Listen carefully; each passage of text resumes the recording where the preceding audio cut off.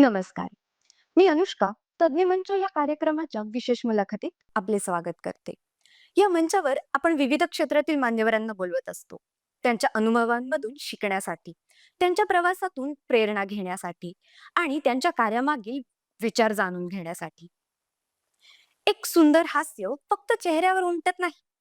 ते आत्मविश्वासात दिसतं, व्यक्तिमत्वात जाणवतं आणि आयुष्याला नवी दिशा देतं. म्हणतात ना, दात है तो बात है. पण दात हे केवळ खाण्यासाठी नसतात. ते आपल्या व्यक्तिमत्वाची ओळख असतात. आणि आज आपल्यासोबत दंतचिकित्सा क्षेत्रातील उल्लेखनीय कार्य करणारे, अनेकांच्या चेहऱ्यावर आत्मविश्वासाचं हास्य फुलवणारे आणि अहिल्यानगर व पुणे येथे अत्याधुनिक उपचार पद्धतीच्या माध्यमातून रुग्णांना उत्कृष्ट सेवा देणारे डॉक्टर कुणाल कोल्हे सर आपल्यासोबत आहेत. सर, आमच्या कार्यक्रमात आपले सहर्ष स्वागत. चला, तर मग त्यांच्या अनुभवांमधून आणि मार्गदर्शनातून काही मोलाचे विचार जाणून घेऊया. सर, डेंटिस्ट म्हणजे नक्की काय? आणि डेंटिस्टची गरज नक्की काय असते? मॅडम, डेंटिस्ट म्हणजे दाताचा डॉक्टर. आपण ऐकलं असेल, डोळ्याचे डॉक्टर असतात, हृदयाचे डॉक्टर असतात, रक्ताचे डॉक्टर असतात, किडनीचे डॉक्टर असतात. तसंच दात हा आपल्या शरीराचा एक खूप महत्वाचा अवयव आहे. असं म्हणतात, आपलं शरीर जर एक मंदिर असेल, तर त्या मंदिराची जी सुरुवात आहे, किंवा जो गाभा आहे, तर तो आपल्या दातापासून जातो. आणि हे जर दात आणि आपलं पूर्ण जो चेहरा आहे, तो जर व्यवस्थित ठेवायचा असेल आपल्याला, तर हे डेंटिस्ट गरजेचे आहेत. आणि हे व्यवस्थित ठेवण्याचं काम जे करतात उत्कृष्ट प्रकारे, ते असतात डेंटिस्ट. सर, डेंटिस्ट होणं ही अतिशय महत्वाची बाब आहे. मग डेंटिस्ट होता कसं येतं? डेंटिस्ट होण्यासाठी सर्वात महत्वाचं तुम्हाला 11वी आणि 12वी सायन्स हे घ्यावं लागतं. त्यानंतर आपल्या गव्हर्नमेंटच्या एक्झाम्स असतात, मेडिकल एंट्रन्स जे असतात. त्यामध्ये काही आपल्या राज्यामध्ये काही सीट्स असतात आणि काही देशामध्ये असतात. त्या ठिकाणी तुम्ही जे डेंटल कॉलेज आहेत, त्या ठिकाणी तुमचं ॲडमिशन झाल्यानंतर 4 वर्षाचा तुमचा शिकण्याचा कोर्स असतो आणि त्यानंतर 1 वर्ष इंटर्नशिप्स असते. या प्रकारे तुम्ही तुमचा डेंटिस्टचा कोर्स, बेसिक कोर्स, ज्याला बॅचलर ऑफ डेंटल सर्जन म्हणतात, BDS, तो कंप्लीट केला जातो. त्यानंतर तुम्हाला BDS डेंटिस्ट ही पदवी मिळते आणि त्यानंतर जर तुम्हाला पुढे जर एखाद्या विषयात डेंटिस्ट्री मध्ये पण 9 स्पेशालिटी आहेत, त्यामध्ये जर स्पेशलायझेशन करायचं असेल, तर MDS master of dental surgeon हे वेगवेगळ्या विषयांमध्ये करून तुम्ही तुमचं मास्टर ऑफ डेंटिस्ट्री करू शकता. सर, मग एकच डेंटिस्ट सर्व कामे करू शकतो, की यात कोणकोणत्या स्पेशालिटीज आहेत? निश्चित एकच डेंटिस्ट सर्व काम करू शकतो. पण त्यातल्या त्यात जर आपल्याला स्पेशालिटी जर हवी असेल, तर आपण निश्चित MDS असतात. जसं रूट कॅनल जर करायचं असेल, तर एंडोडॉन्टिस्ट असतात. लहान मुलांचे जर दातांच्या ट्रीटमेंट करायचे असेल, तर पिडोडॉन्टिस्ट असतात. आपल्या दातांच्या अवतीभोवती ज्या हिरड्या असतात, याच्या जर सर्जरी किंवा काही ट्रीटमेंट करायची असतील, तर पेरिओडॉन्टिस्ट असतात. आपले दात वाकडे-तिकडे असतील किंवा दातांमध्ये पटी असतील, आपल्याला ते आवडत नसले, छान आपल्याला सरळ करायचे असतील, एक छान स्मितहास्य घ्यायचा असेल, तर त्याच्यासाठी ऑर्थोडोंटिस्ट असतात. जर आपल्याला दातच नाहीयेत किंवा एक दात नाहीये, 2 दात नाहीये, दातांवर कॅप बसवायची आहे किंवा इम्प्लांट्स करायचे आहेत, कवळी करायची आहे, तर त्याच्यासाठी प्रोस्थोडॉन्टिस्ट असतात. आणि जर दातांमध्ये कोणतं पॅथॉलॉजी, काही सूज आलेली आहे, दातांच्या खाली जर समजा लागलेला असेल, एखादी गाठ आलेली आहे, नकरोती कॅन्सरची जर असेल, तर हे तपासण्यासाठी जे असतात ते पॅथॉलॉजिस्ट असतात. अशा वेगवेगळ्या 9 ब्रँचेसमध्ये दातांमधले पण स्पेशलिस्ट असतात. पण जो BDS असतो, याला ह्या सर्व विषयाचं ज्ञान असतं. पण सखोल ज्ञान जे आपण म्हणतो, ते हे MDS साठी असतं. सर, डेंटल ट्रीटमेंट्स महाग असतात. याबद्दल आपलं मत काय? निश्चित. आपण सर्व काही जे चाललेलं असतं, ते खाण्यासाठीच असतं. त्यामुळे कोणतीच गोष्ट जी आहे, तिच्यामध्ये कॉम्प्रोमाईज डेंटिस्ट, कोणताच डेंटिस्ट असेल, तो कॉम्प्रोमाईज करणार नाही. त्यामुळे तुम्ही कोणत्याही डेंटिस्टकडे गेलात, ती ट्रीटमेंट तुम्हाला कंपॅरेटिव्हली महाग वाटेल. पण लक्षात घ्या, ही एकच अशी ट्रीटमेंट आहे, की जी तुमची लाईफटाईम तुमच्या बरोबर राहणार आहे. आणि आपल्याला मॅडम दात किती असतात? साधारणतः 30 ते 32. ज्यावेळेस तुम्ही कोणत्याही एका डॉक्टरकडे जाता, तो ट्रीटमेंट करताना एक दात नाही तर तुमचे 32 दात तपासतो. म्हणजे जर तुमचा एक पेशंट जर गेला असेल चेकअपसाठी, तर तो 32 जण चेक केल्यासारखं आपल्याला तेवढं काम करावं लागतं. त्यामुळे दाताची जी ट्रीटमेंट किंवा तपासणी आपण म्हणतो, तर ती महाग वाटते. पण त्याचे जे परिणाम आहेत आणि त्याच्यातून आपल्याला जी मिळणारा फायदा जो आहे, हा आपला लाईफटाईम आहे. त्याची कंपॅरिझन तुम्ही कशातच करू शकत नाही. जर तुम्हाला कोणतीच गोष्ट खाता जर व्यवस्थित आली नाही, तर पुढचे तुमचे सर्व अवयव, पुढची सर्व वाढ आणि पुढे होणारे सर्व परिणाम याला फक्त तुमच्या डेंटल ट्रीटमेंट जर व्यवस्थित नसतील झाल्या, तर त्या जबाबदार असतील. त्यामुळे ही ट्रीटमेंट महाग वाटते, पण याचा उपयोग जो आहे, हा लाँग टर्म आहे. सर, आता आपण जसं म्हणतात, की आम्ही असं पण ऐकलंय, की डेंटल ट्रीटमेंट्स किंवा दात बसवून मिळणं हे काही रस्त्यांवरही होतं. बरोबर. मग डेंटिस्टकडे गेल्यावर किंवा डेंटल क्लिनिकमध्ये गेल्यावर हजारोंमध्ये किंवा लाखोंमध्ये आपले बिल्स येतात. हे असं का? तुम्ही जर पाहिलं तर रस्त्यांवर काही ठिकाणी अजूनही आहे आपल्या भारतामध्ये काही राज्य आहेत, मी नाव नाही घेऊ इच्छित त्या ठिकाणचं राज्य आणि शहर आहेत. तिथे अगदी रस्त्यांवर अजूनही ट्रीटमेंट होते. पण ही अगदी अनहायजिनिक असते. मी आता ज्यावेळेस लोणीच्या डेंटल कॉलेजला माझं साठी होतो, तर प्रत्येक आठवड्यात, प्रत्येक आठवड्यामध्ये कमीत कमी एक केस अशी असायची, की ज्याच्यामध्ये तोंडाचा, मुखाचा कॅन्सर झालेला असायचा. हे दात रस्त्यांवर तुम्हाला फक्त ₹100-100 ला बसून मिळणार. पण लक्षात घ्या, जी पावडर, जे दात आपण कवळी बसवण्यासाठी वापरतो, तेच दात आणि तीच पावडर हे जे रस्त्यावरचे लोकं असतात, ते डायरेक्ट तुमच्या तोंडामध्ये वापरतात आणि अतिशय अनहायजिनिक कंडिशनमध्ये. हीच ट्रीटमेंट तुम्ही जर कोणत्याही डेंटल क्लिनिकमध्ये गेलात, तर तिचे एक मिनिमम क्रायटेरिया जो आहे हायजीनचा, तो मेंटेन केला जातो. प्रत्येक ट्रीटमेंट आणि प्रत्येक जी आम्ही डेंटल क्लिनिकमध्ये ज्या वस्तू वापरल्या जातात, जे मटेरियल वापरलं जातं, त्याची एक काहीतरी गुणवत्ता निश्चित असते. तेच मटेरियल प्रत्येक पेशंटसाठी वापरलं जातं. माझ्याच नाही, सर्व डेंटल क्लिनिकमध्ये.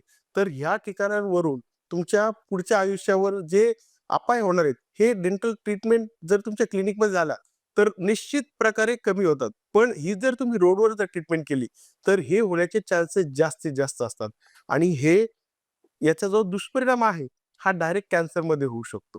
तर मग आपल्याला जर आपल्या जीवाशी खेळायचं नसेल, तर तुम्ही कोणत्याही डेंटल ट्रीटमेंट ज्या आहेत, त्या फक्त डेंटल क्लिनिकमध्ये जाऊन करा. हां, जर पैशाची अडचण असेल, तर आपल्याकडे डेंटल कॉलेजेस आहेत किंवा काही एन-जी-ओज आहेत, संस्था आहेत, महानगरपालिकेचे हॉस्पिटल्स आहेत. त्या ठिकाणी आपल्याला कमी खर्चामध्येही या ट्रीटमेंट होऊ शकतात. पण या ट्रीटमेंट तुम्ही डेंटल क्लिनिकमध्येच करा. रस्त्यावर कृपया करू नका. ओके.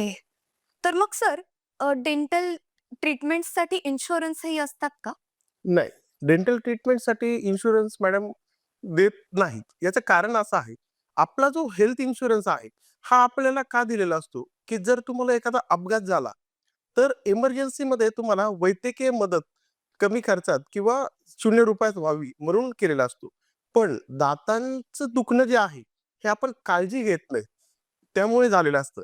म्हणजे हा आपण सेल्फ इंड्यूस आहे. त्यामुळे कोणतीच कंपनी तुम्हाला आत्तापर्यंत तरी डेंटल इन्शुरन्स देत नाही. हां, पण जर तुमचा काही ॲक्सिडेंट झालेला असेल, त्यामध्ये जर तुमचे दात पडले, तुटले आणि त्यावेळी जर ट्रीटमेंट करायला लागली, तर त्या इन्शुरन्स कंपनी 100% तुम्हाला डेंटल इन्शुरन्सचे पैसे, डेंटल ट्रीटमेंटचे पैसे पण त्याच्यामध्ये देतात.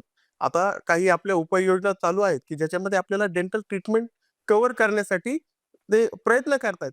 ते ज्यावेळेस होईल त्यावेळेस. पण हे होऊच नये म्हणून आपण प्रयत्न करणं गरजेचं आहे. सर, तर मग मला यापुढेच एक प्रश्न विचारायला आवडेल, की दात खराब होऊच नये यासाठी आपण काय करू शकतो? आणि समजा ते झालेच, तर त्यावर उपाय काय? हे पहा, दात खराब होऊ नये यासाठी आपलं शरीरच आपल्याला साथ देत असतं. ती निसर्गाने रचनाच अशी केलेली आहे, की ते नॅचरली साफ होतील. आपली जी लाळ असते, ही आपल्या दातांना नैसर्गिकतः स्वच्छ करते. पण आजकालच्या आपल्या खाण्याच्या सवयी, आपण सॉफ्ट डाएट घेतो. तुम्ही ऊस खाल्लेला आहे? नाही. हां. सुरुवात इथपासून होते. तुम्ही जर नाही खाल्ला, तर आजपासून पहा, की जे छोटे मुलं आहेत, ऊस, खारीक, खोबरं या गोष्टी ते खात नाहीत. बरोबर. या गोष्टी का खायला द्यायच्या असतात? याच्यामधून फक्त आपल्याला ते गोड लागावं किंवा पोट भरावं म्हणून नसतं. तर याने आपल्या जो चेहरा असतो, याचा एक नैसर्गिकतः व्यायाम होत असतो. उसाचे जे दात नॅचरली क्लीन होतात, ते कोणत्याच ब्रशनी किंवा कोणत्याच मशीनने होऊ शकत नाही. त्यामुळे जे आपल्याकडे पूर्वापार जे चालत आलेलं होतं, की ऊस खायचे लोकं, खारीक, खोबरं, शेंगदाणे, गूळ खायचे. तर ह्या गोष्टी व्हायला हव्या. ह्या आपण खात नाहीयेत. आपलं जे जेवण आहे हे सगळं सॉफ्ट डाएट, स्टिकी फूड्स आहे. रात्री आपण उशिरा जेवतो, ब्रश करत नाही. यामुळे आपले दात खराब होतात. तुम्ही जर व्यवस्थित वेळेत जेवलात, नॅचरल रॉ डाएट जर खाल्लं, फळं म्हणजे रॉ डाएट म्हणजे काय सिंपल तुमच्या खाण्यामध्ये फळं असले पाहिजे, भाज्या असल्या पाहिजे आणि जेवणानंतर छान रात्री ब्रश करणे आणि एकदा चूळ भरून टाकणे. एवढं जर केलं, तर तुमचे दात खराब होणार नाही. ही तुमची नॅचरल व्यवस्था आहे. पण आपल्या चुकीच्या सवयीमुळे आपण आपले एवढे जे मोलाचे दात आहेत, हे खराब करून घेतो. सर, तुम्ही दिलेली माहिती अगदीच मोलाची आहे. मला यापुढे असं विचारायला आवडेल, की डोळे आणि दात यामध्ये कनेक्शन असते असं सर्व म्हणतात. ते खरे का? हा प्रश्न म्हणजे 3 जणांनंतर प्रत्येक एक जण विचारतो. पण मला एकच सांगा, की आपल्याला डोळे 2 आहेत आणि दात 30 ते 32 असतात. तसं पाहिलं तर आपल्या शरीराच्या प्रत्येक अवयवाचा संबंध हा आपल्या मेंदूशी असतो. जसं मेंदूचा डोळ्यांशी संबंध आहे, तसंच मेंदूचा आपल्या दातांशी पण संबंध आहे. पण डायरेक्ट दात आणि डोळे असा कुठेही संबंध नाही. छोटीशी त्याच्यात एक तुम्हाला म्हणजे सॉरी गोष्ट सांगतो. आपल्याला दातांचे 2 संच असतात. म्हणजे लहानपणी जे म्हणतो आपण दुधाचे दात असतात. ते पडून जातात आणि नवीन दात येतात. मग मला सांगा डोळ्यांच्या बाबतीत असं काही होतं का? की तुम्ही ऐकलं का कधी की दुधाचे डोळे गेले आणि नंतर पर्मनंट डोळे आले? बरोबर. असं काही नसतं. त्यामुळे डोळ्यांचा आणि दाताचा काहीही एक संबंध नाही. सर, कवळी बसवल्यानंतर खाता येतं का? निश्चित खाता येतं. कवळी हा समजा एखाद्याला दातच नसतील, तर त्याच्यासाठी तात्पुरती उपाययोजना आहे. पण नॅचरल दातांनी जर आपण 100% खातो असं जर म्हटलं, तर कवळीने आपण एक जास्तीत जास्त 25% ते 30% खाऊ शकतो. पण आता आपल्याकडे आधुनिक उपचार पद्धती आलेल्या आहेत. जसं की डेंटल इम्प्लांट. आपल्याकडे जर समजा संपूर्ण दात नसतील, तर आपण फक्त 3 दिवसामध्ये, फक्त आणि फक्त 3 दिवसामध्ये त्याला संपूर्ण दात देतो, ते पण पक्के. म्हणजे पहिल्या दिवशी ज्यावेळेस आपल्याकडे पेशंट येतो, त्याला एकही दात नसतो आणि ज्यावेळेस तो तिसऱ्या दिवशी आपल्या क्लिनिकमधून जातो, त्या दिवशी त्याला सगळे दात असतात, ते पण पक्के आणि जाताना आपण पेशंटला कंपल्सरी काही ना काहीतरी खायला लावतो. त्याला खाता येत असेल तरच आपण पेशंटला म्हणजे जाण्यासाठी हे करतो. गरज लागली काही ट्रीटमेंटला जर त्याच्यात उपाययोजना चेंजेस करायचे असतील, तर ते तिथल्या तिथे केले जातात. तर आता ही पण सुविधा आहे, की समजा कवळीऐवजी आपण फिक्स दात वापरू शकतो. निश्चित थोडंफार महाग आहे, पण आपल्या शरीरासाठी आहे आणि आपल्याला छान खाता यावं, त्याच्या उपाययोजना करण्यासाठी ते वापरलं जातं. कवळी जर आपण केली, तर कवळीच्या आपल्याला बऱ्याचशा गोष्टींवर बंधनं असतात. जसं की कवळी आपल्याला रोज रात्री काढून ठेवणं कंपल्सरी आहे. ती स्वच्छ पाण्यामध्ये ठेवायची. सकाळी ती स्वच्छ धुवायची आणि मग कवळी वापरायची. तसंच आपल्याला बोलताना, खोकताना किंवा शिंक आली किंवा मोठ्याने जर बोलायचं असेल, तर ती कवळी आपल्याला समोर रुमाल पकडायला लागतो. काही वेळेस ती कवळी पडू शकते. चिकट पदार्थ आणि खूप कडक पदार्थ आपल्याला कवळीने खाता येत नाही. तसंच कोणतीही कवळी केली, तरी ती 5 वर्षानंतर आपल्याला बदलायला लागते. पण हे जर आपण इम्प्लांटच्या आधारे जर दात बसवले, तर तुम्हाला ते पहिली गोष्ट काढावी लागणार नाही. तुमच्या नैसर्गिक दातांप्रमाणेच ते फिक्स असतील. जसं आपण दातांना आपल्या ब्रश करतो, तसं त्याला ब्रश करायचं असतं. त्याने बऱ्याचशा गोष्टी म्हणजे आपण ज्या नॅचरल दातांनी खातो, त्याच्या तुलनेत 70% ते 75% गोष्टी आपण खाऊ शकतो. हे कवळीने आपण 30% खाऊ शकतो. हे दात परत एकदा बदलायची गरज नसते आणि या इम्प्लांट सपोर्टेड जी ट्रीटमेंट आहे, ही सर्व ट्रीटमेंटची वॉरंटी येते, ती पण लाईफटाईम. त्यामुळे कवळीने निश्चित खाऊ शकाल, पण तेच जर तुम्ही इम्प्लांट आधारे जर दात बसवले, तर त्याने खूप छान प्रकारे खाऊ शकाल आणि ही उपाययोजना किंवा ट्रीटमेंट आपल्याला कधी आवश्यकता असते, की साधारण एक 50-55 किंवा 60च्या नंतर. त्यावेळेस आपले सर्व दात जातात आणि त्याच वेळेस जर आपले दात फिक्स नसतील, तर आपल्या शरीराला जी आवश्यकता असते, ती तिथे पूर्ण होत नाही. तर जर तुम्ही फिक्स दात जर बसवले, तर तुम्हाला व्यवस्थित खाता येईल आणि तुमचं पुढचं जे आयुष्य आहे आणि हेच जे आहे, ते व्यवस्थित राहू शकेल. अच्छा. सर, पूर्वीच्या काळी जनरल डॉक्टरच दात काढायचे. मग डेंटल क्लिनिकमध्ये जाऊन या सर्व ट्रीटमेंट करणे आणि त्या ट्रीटमेंट्समध्ये काय फरक असतो? निश्चित. जे जनरल डॉक्टर होते, आजही आपण जर पाहिलं आपल्या ग्रामीण भागामध्ये गेलात, तर जनरल जे डॉक्टर असतात, बी-एम-एस असू देत, बी-एच-एम-एस असू देत किंवा बी-ए-एम-एस असू देत किंवा आणखी कोणी वैद्य असू देत. हे यांना बऱ्याचशा गोष्टींचं नॉलेज होतं आहे आणि राहणार पण आहे. आपलं भारतीय ज्ञान जे आहे आणि वैद्यकशास्त्र जे आहे, ते तेवढं प्रगल्भित आहे. त्याच्यात बऱ्याचशा गोष्टींच्या ट्रीटमेंट होऊ शकतात. आपण ऐकलंही असेल, की डोक्यावर दात आणि हातात दात ही संकल्पना आहे, ही ट्रीटमेंट पण आहे. आपल्या गुजरातमध्ये जे आयुर्वेदिक डेंटिस्ट्री आहे, त्याच्यामध्ये ही ट्रीटमेंट केली जाते, की डोक्यावर हात ठेवला जातो. काही जण एक विशिष्ट मूव्हमेंट दिले जातात आणि दात काढले जातात बिना इंजेक्शनची. हे शास्त्र आहे आणि याचं जर नॉलेज असेल, तर हे खूप छान आहे. याच्यामध्ये अजून आपले भरपूर रिसर्च चालू आहे. पण त्या विषयाचं ज्ञान असणारे आणि ती टेक्निक सर्व माहीत असणारे आता लोकं कमी आहेत. त्यामुळे आता जी जनरल डेंटिस्ट्री आहे, म्हणजे बॅचलर ऑफ डेंटिस्ट किंवा एम-डी-एस जे आहेत, यांना हे जे ॲलोपॅथी आहे, ह्याच्यातून जे नॉलेज आहे आणि ट्रीटमेंट करण्याच्या ज्या संधी आहेत, तसंच वेगवेगळ्या जे ऑप्शन्स आहेत, त्याच्यामध्ये आम्ही या सर्व वापरतो. म्हणून आता आपण जनरल जे डॉक्टर आहेत, त्यांच्यापेक्षा आपण डेंटिस्टकडे गेलेलं कधीही योग्य. सर, भारतातील डेंटल ट्रीटमेंट आणि परदेशातील डेंटल ट्रीटमेंट यांच्यामध्ये फरक काय? भारतातील डेंटल ट्रीटमेंट आणि आपण बोललं जातं, की परदेशातील डेंटल ट्रीटमेंट याच्यामध्ये फरक एवढाच आहे, की त्या थोड्याशा ॲडव्हान्स आहेत. जसं की आता आपल्याकडे आपण दात कॅप बसवण्यासाठी मॅन्युअली दात कमी करतो. तसं त्याचं माप घेतलं जातं. तर परदेशामध्ये आत्ता आपल्या थोडेसे ते पुढे आहेत, की ज्याच्यामध्ये रोबोटिक सर्जरीज पण वापरतात, की दाताचं माप घेण्यासाठी, दात कमी करण्यासाठी, रूट कॅनल करण्यासाठी. स्कॅनर तर आता आपल्याकडे पाहिलं तर आपल्याकडे सगळीकडेच आता माप घेण्यासाठी नॅचरल जे जनरल इम्प्रेशन वापरतो ते बऱ्याचशा प्रमाणात कमी झाले. स्कॅनर आपल्याकडेही सर्रास डेंटल क्लिनिकमध्ये आलेले आहेत. पण काही गोष्टी ज्या आहेत, तर त्या परदेशामध्ये थोड्याशा ॲडव्हान्स आहेत आणि हायजीनच्या बाबतीत जर विचार केला आणि ज्या काही निर्बंध आहेत किंवा काही गुणवत्ता जे आपण म्हणतो, त्याच्यामध्ये थोडेफार प्रमाणात परदेशामध्ये आपल्याला विभिन्नता दिसू शकते. मी असं म्हणणार नाही, की ते आपल्यापेक्षा खूप ॲडव्हान्स आहेत. पण काही प्रमाणात त्यांनी बदल केलेला आहे, जो ते मेंटेन करतात. आपल्याकडे तो बदल जो आहे, तो अजूनपर्यंत येणं थोडंसं अपेक्षित आहे. निश्चित थोड्या दिवसातच आपण त्यांच्याही पेक्षा छान बदल करू शकतो. पण एक गोष्ट मला सांगायला खूप आवडेल, की आपल्याकडे जो ट्रीटमेंटची गुणवत्ता आहे, ज्या क्वालिटीची आपण ट्रीटमेंट देतो, ती खरंच खूप चांगली आहे. सर, अगदीच. आम्ही बघितलंय, की बऱ्याच वेळा परदेशातून काही लोक स्पेशली डेंटल ट्रीटमेंट्स घेण्यासाठी भारतात येतात. यावर नक्की आपण काय सांगू शकता? येतात ना, भरपूर पेशंट येतात. आता आमच्या पुण्याचं जे क्लिनिक आहे विमाननगर आणि खराडी, इथेही बाहेरच्या देशातनं बरेचसे पेशंट येतात. सर्वात महत्त्वाचं म्हणजे आपली गुणवत्ता. आपल्याकडे जी ट्रीटमेंटची क्वालिटी भेटते, ती एकतर सर्वात चांगली आहे. बऱ्याचशा देशातले जे दुसरे क्लिनिक्स आहेत, त्यांच्या कॅप बनवण्यासाठी सुद्धा त्या भारतात येतात. कारण की ज्या प्रकारे ती कॅप बनते, ती भारतामध्ये खूप छान प्रकारे बनते. हा एक झाला महत्त्वाचा. दुसरी गोष्ट त्याचं जे आपण म्हणतो, की इकॉनॉमिकल पार्ट.